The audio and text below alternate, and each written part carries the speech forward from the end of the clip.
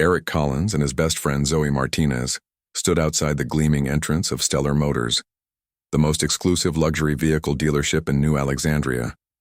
The glass and chrome building towered over the street, its showroom filled with the most advanced hover cars and space-capable luxury vehicles in the solar system. "Are you sure about this?" Zoe asked, fidgeting with the sleeve of her worn jacket. At 17, both teenagers looked clearly out of place among the business people and famous people who usually came to this place. "My dad said I could get any vehicle I wanted for graduation," Eric replied, his confidence shaking a little. He didn't say anything about a price limit. The two teens had been friends since they were small children, brought together by their shared love of engineering and spacecraft design. What most people at their school didn't know was that Eric's father, William Collins, was one of the richest men in the solar system, the private founder of quantum propulsion systems. William had raised his son away from public attention, wanting him to have as normal a life as possible. As they walked into the showroom, a saleswoman named Patricia Mason looked up from her floating screen, her welcoming smile quickly fading as she looked at their clothes. "Can I help you?" she asked, her voice making it clear that she didn't think they could afford even the cheapest model on display. "We'd like to see the Celestial Phantom," Eric said, talking about the dealership's most exclusive vehicle, a limited edition hover car that could also travel into low space orbit. Patricia's eyebrows went up. "That model starts at 15 million. Credits. Maybe you'd like to see something more fitting?" Her eyes moved to Zoe's scratched boots and Eric's plain clothing. "We just want to look at it," Zoe said, her face getting red from embarrassment. "This isn't a museum," Patricia replied, coldly. "Our vehicles are for serious buyers only." A tall man in an expensive suit came over, his name tag showing he was Gregory Blake, the general manager. "Is there a problem, Patricia?" "These young people want to see the Phantom," she explained with a tight smile. Gregory gave them a dismissive look. "I'm afraid we're very busy today. Unless you have an appointment or proof of money, I'll have to ask you to leave." "My father said," Eric began. "Yes, I'm sure your father said many things," Gregory cut him off, "but we don't have time for teenagers wasting our valuable time. Security will show you out." Right on time, two guards in uniforms appeared and firmly walked the embarrassed teens out of the building. "I'm so sorry," Eric said as they stood on the sidewalk. "That was so embarrassing." Zoe shrugged, trying to hide her hurt feelings. "It's not your fault rich people are jerks." Eric pulled out his communicator. "I need to call my dad." William Collins was not a man who got angry easily. In his 53 years, he had built a huge transportation company from nothing, changing how humans traveled between planets. He had faced business spies, market crashes, and tough competitors, all with calm thinking. But hearing how his son and his friend had been treated caused a rare burst of father's anger. "They did what?" William asked, his voice dangerously quiet as he sat in his modest home office. Despite his wealth, the Collins family home was surprisingly simple, big and comfortable but not showy. Eric told him what had happened at the dealership, focusing on how rudely they'd been treated, especially Zoe. "I see," William said already, making a plan. "And you really wanted the Celestial Phantom?" "It was just for research, Dad," Eric explained. "Zoe and I are working on that engine design for the science contest. We wanted to see how Stellar Motors made the air-to-space transition in their regular models." William nodded, impressed as always by his son's technical knowledge. Unlike many rich parents, William had made his son learn the family business from the ground up, including the engineering ideas that had made their fortune. "Don't worry about it," William said. "Focus on your project. I'll take care of this." After ending the call, William contacted his assistant, Diane Powell. "Diane, I need you to clear my schedule for tomorrow morning and contact our legal team. I want to know everything about Stellar Motors' company structure, ownership, and money situation by tonight." "May I ask why, sir?" Diane asked. "It's time to teach my son an important lesson about respect," William replied, "and how it has nothing to do with money." That night, William reviewed the files his legal team had put together. Stellar Motors was owned by a bigger company that was, by chance, looking for investors for its new Venus expansion. William made several calls to old friends on the company's board, explaining his interest in becoming a major owner, with certain conditions. By morning, William Collins owned 40% of Stellar Motors. The next day, William drove himself to Stellar Motors in a plain black car. He wasn't trying to hide who he was, but he also wasn't the kind of man who needed to show off his wealth. His power came from his ideas and his work, not his possessions. As he walked into the dealership wearing a simple but well-made suit, several salespeople glanced at him with mild interest. He wasn't dressed poorly, but he also wasn't wearing the flashy clothes that many of their rich clients preferred. William approached the front desk where a young man sat. "I'd like to speak with Gregory Blake, please." "Do you have an appointment?" the receptionist asked. "No, but I think he'll want to see me," William replied calmly. "My name is William Collins." The receptionist didn't show any sign of recognizing the name, which didn't surprise William. He had always kept a low public profile, focusing on his work rather than fame. "One moment, please," the receptionist said, making a quick call. After a brief conversation, he looked up with a slightly confused expression. "Mr. Blake will see you right away, sir.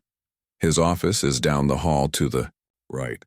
William nodded his thanks and walked toward the office, passing the gleaming vehicles on display.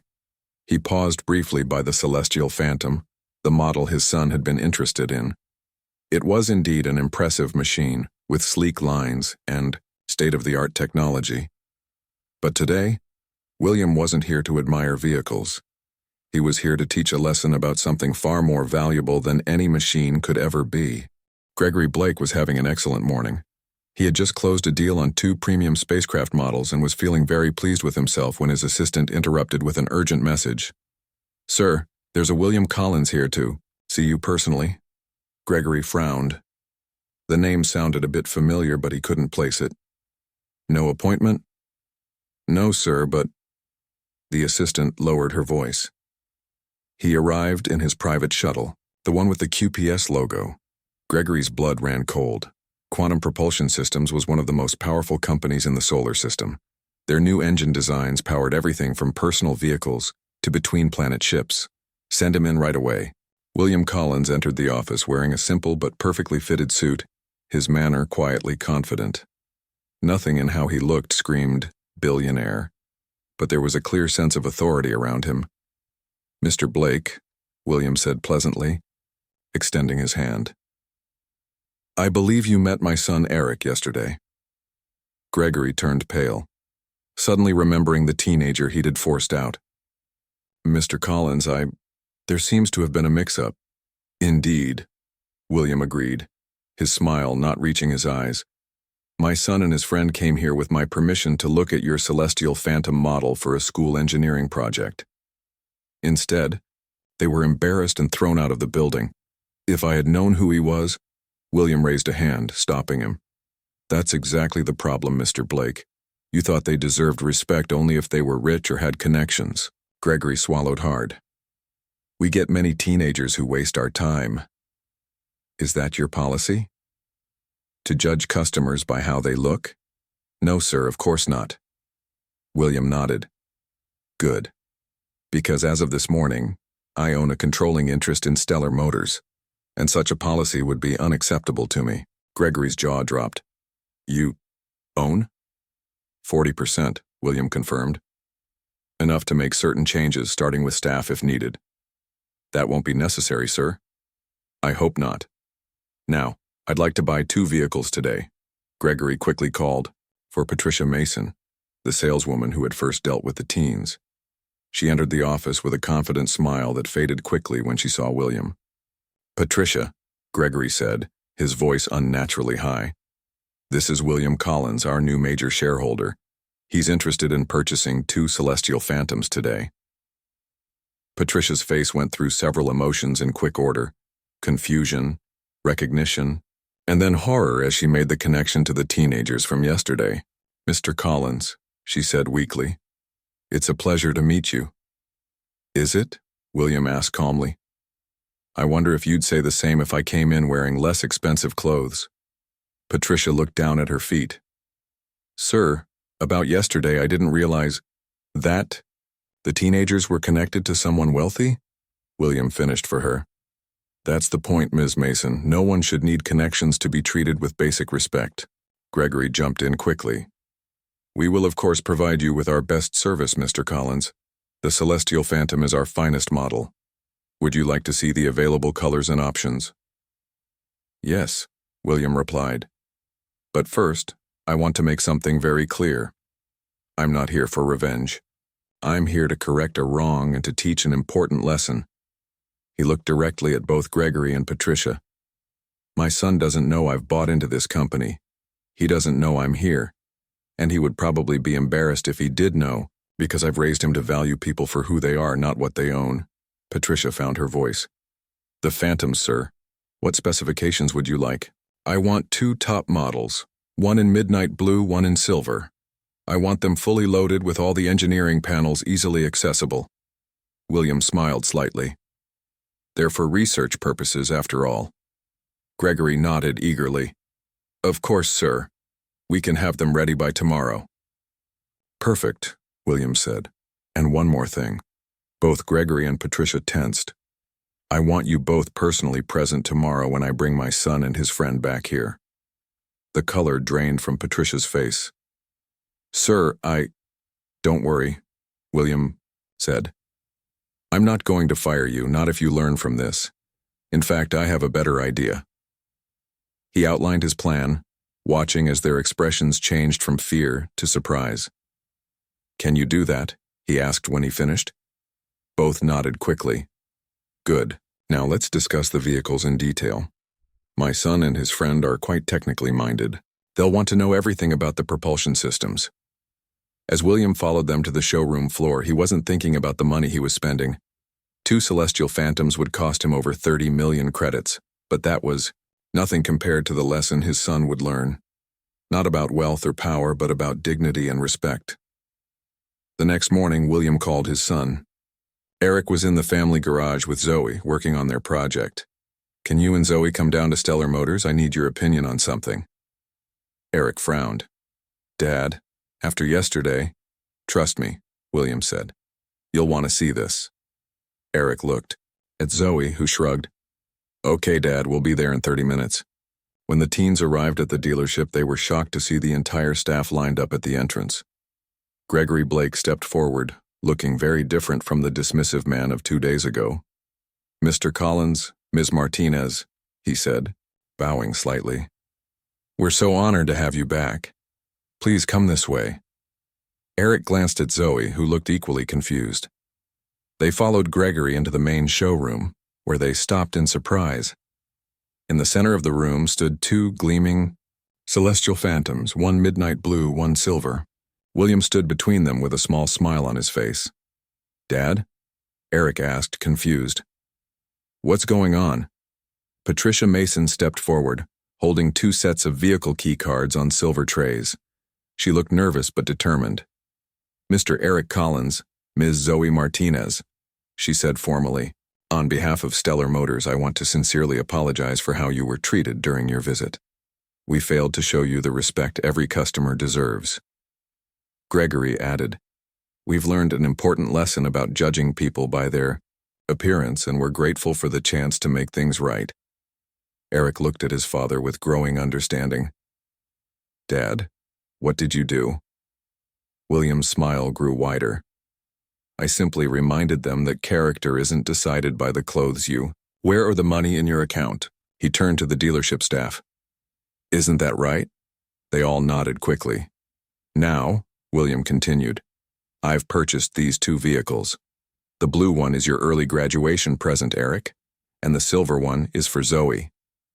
Zoe's eyes widened, in shock. Mr. Collins, I can't possibly accept such an expensive gift. It's not just a gift, William explained. It's an investment in your education. Both vehicles have been specially modified so you can study the propulsion systems for your project, and I expect good results. Eric stood in shocked silence, staring at the midnight blue Celestial Phantom. Next to him, Zoe was equally speechless, her eyes fixed on the silver vehicle that William Collins had just said was hers. Dad, Eric finally managed to say. This is too much. These are the most expensive vehicles in the solar system. William placed a hand on his son's shoulder. The money isn't important. What matters is the lesson. He turned to address both teenagers. Yesterday you were judged by how you looked, not by who you are. That was wrong. But wealth doesn't define worth, and these vehicles don't make you more valuable as people. Zoe shook her head, still overwhelmed. Mr. Collins, I can't accept this. My parents would never allow it. William smiled kindly. I've already spoken with your parents, Zoe. I explained that this is partly an educational tool for your engineering studies and partly a reward for your academic excellence. They agreed on one condition. What condition? Zoe asked. That you both promise to use these vehicles to help others, not just to show off. Patricia Mason stepped forward, still looking uncomfortable. If I may, there's something else we'd like to show you both. She led the group to a side room where a large display showed a new program, Stellar Motors Youth Engineering Initiative. Gregory Blake cleared his throat. With Mr. Collins' support, we're launching this program to invite promising young engineers from all backgrounds to study our vehicle's systems. No purchase necessary. He looked directly at Eric and Zoe. Your experience has changed our company policy. We will now welcome serious students regardless of their age or appearance. Zoe looked suspiciously at the manager. Is this just because Mr. Collins bought part of your company? William raised an eyebrow, impressed by her directness. Gregory shifted uncomfortably. Initially, yes, but I've had time to think about how I behaved. I was wrong, and I'm truly sorry. Eric studied the man's face. People don't change their minds that quickly. You'd be surprised, William said. Sometimes people just need a wake-up call. He turned to Gregory. Speaking of which, I believe we discussed another change? Gregory nodded quickly. Yes, sir. Both Patricia and I will be volunteering at the local public school's engineering program twice a month, helping students who don't have access to advanced technology. William looked pleased. Not as punishment, but as an opportunity to see the brilliant minds that exist in all communities. Patricia, who had been quiet, suddenly spoke up. I'm actually looking forward to it. I was the first in my family to afford college, and someone helped me. It's time I did the same. Zoe's expression softened slightly at this revelation. William gestured to the vehicles. Now, would you like to see what's under the hood? The engineering team makes some special modifications for your project. The two teens followed eagerly as technicians removed panels from both Phantoms, revealing the complex propulsion systems inside. Eric and Zoe immediately began examining the components, their earlier discomfort forgotten as they lost themselves in the engineering. The atmospheric-to-vacuum transition system is amazing, Eric said, pointing to a series of specialized parts. Look how they've solved the cooling problem. Zoe was already taking pictures with her handheld device. This will definitely help with our project. The miniaturized version we're building could use this same principle. William watched them with pride, noting how quickly they had shifted from being excited about owning luxury vehicles to being fascinated by the technology inside them. You know, he said casually, these vehicles can be modified. If you have ideas for improvements, the engineering team here would be interested. Both teens looked up with sudden interest. Really? Zoe asked. We've been working on a fuel efficiency enhancement that might work with this system. Gregory, who had been standing nearby, stepped closer. Our chief engineer would be very interested in that. Would you like to meet her? For the first time, he spoke to them as equals, as fellow engineers rather than as teenagers to be dismissed. Eric looked at his father, who nodded encouragingly. Yes, Eric said. We'd like that very much. As Gregory led them toward the engineering section, William stayed behind with Patricia. Do you understand now? He asked quietly. She nodded. Yes, sir. It's not about who can afford our products. It's about respecting everyone who walks through our doors. Not just respect, William corrected. Recognition of potential. Those two, teenagers might develop technology that changes space travel forever, and you almost threw them out without a second thought. Patricia looked ashamed. I was wrong, and I'm grateful for the chance to make it right. William smiled. That's all any of us can do when we make mistakes. Meanwhile, in the engineering bay, Eric and Zoe were deep in conversation with Stella Chen, the chief engineer at Stellar Motors. Unlike Gregory and Patricia, Stella had immediately engaged with the teens on a technical level, asking insightful questions about their project. Your approach to the cooling system is quite innovative, she said, reviewing the designs they had pulled up on a display. Have you considered how it would scale? Zoe pointed to a section of their design. We've run simulations for various sizes, from personal transport to mid-sized craft. The efficiency actually improves at larger scales. Stella looked impressed. Would you be interested in testing your design on actual hardware? We have a research lab where you could build a prototype. Eric couldn't believe what he was hearing. You'd let us use your facilities? Absolutely, Stella replied. Young minds often see solutions that established engineers miss. It's in our interest to support new talent. Gregory, who had been listening quietly, added, and this will be the first official project of our new youth engineering initiative. When William finally collected the teens several hours later, they were buzzing with excitement. Not about their new vehicles, but about the opportunity to work in a professional engineering lab. Dad, they're going to let us build our prototype. Using their equipment, Eric exclaimed as they walked back to the showroom. And Ms. Chen said she might be able to help us patent it if it works, Zoe added, her earlier reservations about accepting the gift seemingly forgotten. William smiled, pleased that his plan had worked even better than he had hoped. So I take it you're happy with your graduation presents? Eric looked at the gleaming vehicles, then back at his father. The cars are amazing, but the chance to work with real engineers on our project, that's the real gift. Zoe nodded in agreement. Thank you, Mr. Collins, not just for the vehicles, but for believing in us when they didn't. That's what matters most in life, William replied. Not what people give you, but whether they see your true value. 6 months later, Eric and Zoe stood in the large testing chamber at Stellar Motors' research facility. Their prototype engine sat on a specialized platform connected to various measuring devices. The small engine looked almost tiny compared to the full-size versions that powered the Celestial Phantoms, but its design was revolutionary. Are the cooling systems ready? Eric asked, checking a display screen. Zoe nodded, making a final adjustment. All green. I think we're ready for the full power test. Stella Chen, who had become their mentor over the past months, watched from the control room with William Collins. Other engineers and some company executives had gathered to witness the test, including Gregory Blake, who had developed a genuine interest in the teens' work. Beginning test sequence, Zoe announced, activating the startup procedure. The engine hummed to life, its tone different from conventional propulsion systems. On the monitors, the power readings began to climb steadily.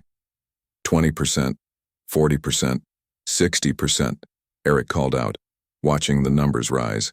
Heat levels stable. This was the critical point where previous tests had shown problems.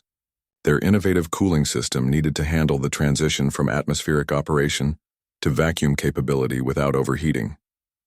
80%, Zoe reported. Still stable. Inside the control room, Stella leaned forward. They've never pushed it past 85% before. William nodded, his face calm but his eyes revealing his pride. 90%, Eric announced. 95. 100% power. For a moment, everyone held their breath. The A engine continued its steady hum, the heat readings remaining firmly in the safe zone. It works, Zoe whispered, then louder. It works. The observers in the control room broke into applause. Stella was already analyzing the data streaming in. The efficiency readings are even better than the simulations predicted, she said, her voice filled with excitement. Fuel consumption is 47% lower than our current models. William turned to Gregory. I believe this calls for the next phase of our agreement. Gregory nodded quickly. Absolutely, Mr. Collins. The paperwork is already prepared. After the successful test, Eric and Zoe joined the adults in the conference room.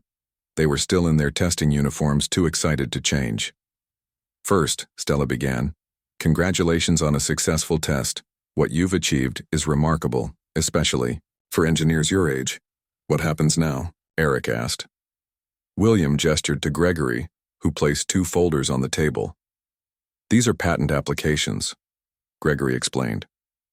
Stellar Motors would like to formalize an agreement to develop your engine design. Zoe looked suspicious. You want to buy our design?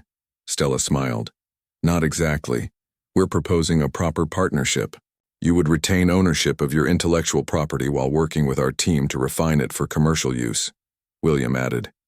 And you would receive appropriate compensation and credit as the primary inventors. Eric looked at his father. Did you arrange this?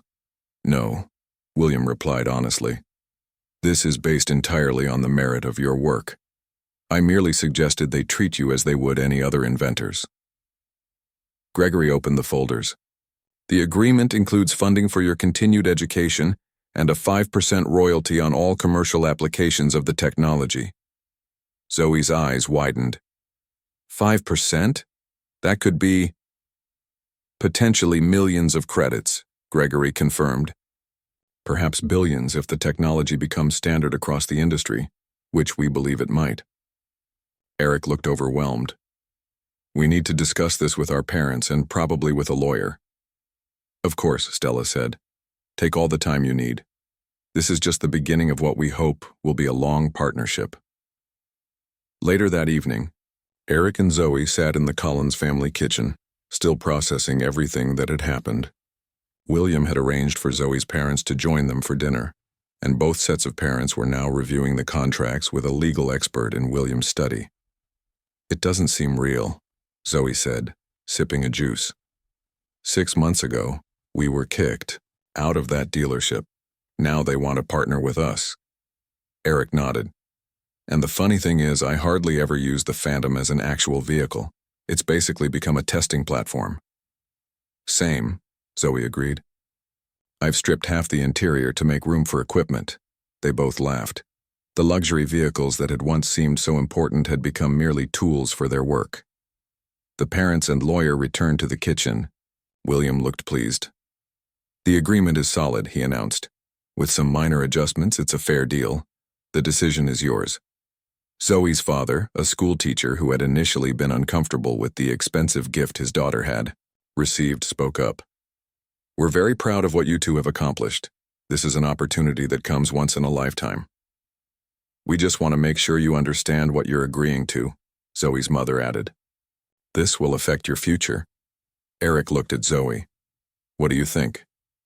I think we'd be crazy not to do it, she replied. But I have one condition to add to the contract. What's that? Eric asked. We request that Stellar Motors expands their youth engineering initiative to include students from low-income schools, Zoe said firmly, with full scholarships for the most promising ones. Eric grinned. I was thinking the same thing.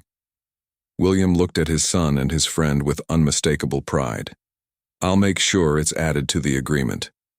2 days later, they returned to Stellar Motors for the formal signing. The company had organized a small ceremony, with several executives and the engineering team present. Gregory Blake had also invited local media to cover the event.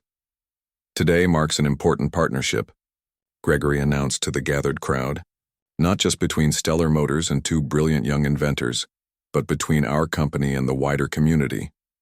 He outlined the expanded Youth Engineering Initiative, which would now include 10 full scholarships annually for students from underserved schools. These scholarships will be named the Collins-Martinez Engineering Grants, he added, in honor of the young people who inspired this program. Afterwards, as Eric and Zoe were being interviewed by a reporter, Patricia Mason approached them tentatively. I wanted to thank you both, she said quietly. For what? Eric asked. For giving me a second chance, Patricia replied. I've been volunteering at the local school like Mr. Collins suggested, and it's changed my perspective completely. Some of those kids are the smartest people I've ever met. They just need someone to believe in them. Zoe smiled, remembering how this woman had once dismissed them. That's all any of us needs, really. As they signed the final documents, Eric looked around the room at the gathering of people who had once looked down on them, but now treated them as equals and valued partners. "You know what's strange?"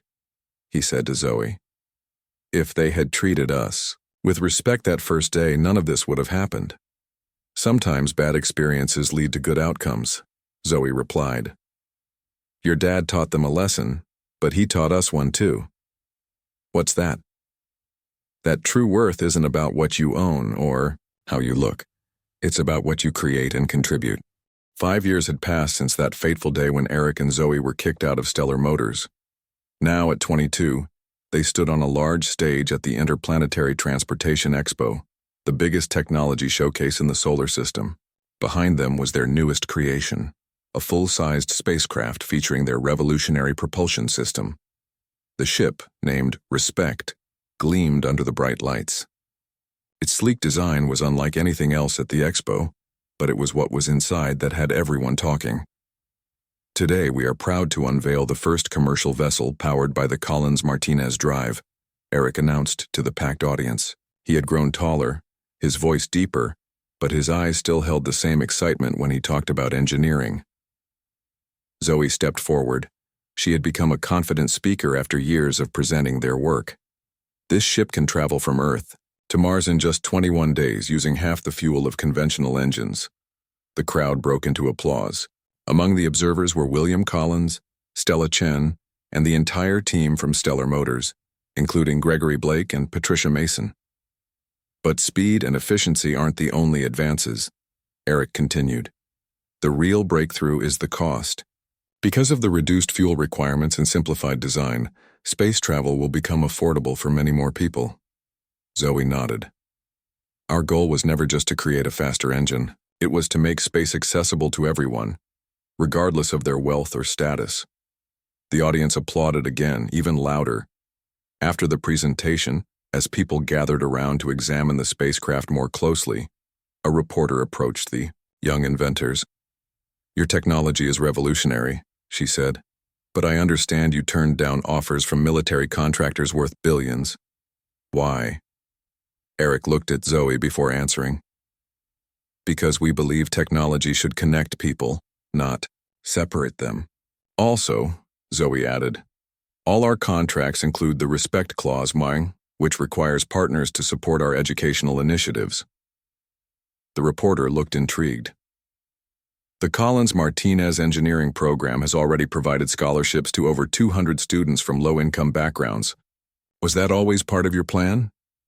"It became our plan," Eric explained, "when we realized the power of giving people a chance." Later that evening, a celebration dinner was held at a restaurant overlooking the expo center. William raised a glass, in a toast. "To Eric and Zoe," he said proudly, "who turned an unpleasant experience into a force for positive change." Stella Chen, now the Chief Innovation Officer at Stellar Motors, added her own toast. "And to the 5-year anniversary of the most successful partnership in our company's history." Gregory Blake, who had been promoted to CEO after the company's profits soared thanks to the new technology, stood up. "I have an announcement to make." Everyone turned to look at him. "Stellar Motors is renaming our headquarters. From next month, it will be known as the Collins-Martinez Innovation Center." Eric and Zoe looked surprised.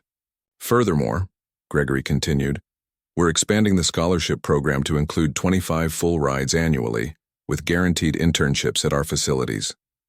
Patricia Mason, who now ran the Youth Engineering Initiative full-time, smiled broadly. "And we've confirmed partnerships with 50 schools in underserved areas. Each will receive state-of-the-art engineering labs." William watched all this with satisfaction.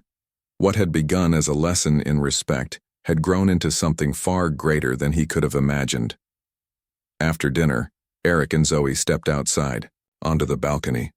The expo center glowed below them with their spacecraft Respect visible even from this distance. "Remember those celestial phantoms?" Eric asked with a laugh. "The ones we were so excited about?" Zoe smiled. "They're museum pieces now. The Phantom series was discontinued when our new drives made them obsolete. It's hard to believe it all started because we were judged by our appearance," Eric said, shaking his head. And now we're changing. The way people travel between planets, Zoe added. Life is strange. Inside, William was speaking with Gregory and Patricia. I have to admit, Gregory said, when you first came into my office 5 years ago, I thought you were just another angry rich parent. William smiled. And what did you learn? That appearances are deceiving, Gregory replied. And that treating everyone with respect isn't just the right thing to do, it's good business. Patricia nodded in agreement. The students I work with now, some of them come from the poorest neighborhoods. But their minds, their ideas, they're incredible. They just needed someone to take them seriously. That's all any of us want, William said. To be seen for who we are, not what we look like or what we own. The party continued late into the night. As it was winding down, a young girl approached, Eric and Zoe. She looked about 14, wearing simple clothes and clutching a datapad. Excuse me, she said shyly. I'm Alicia. I'm in the first year of the Collins-Martinez program. Eric smiled warmly. It's great to meet you, Alicia. Are you enjoying the program? The girl nodded enthusiastically. It's amazing. I never thought I'd get to work with real engineers. What are you designing? Zoe asked, genuinely interested.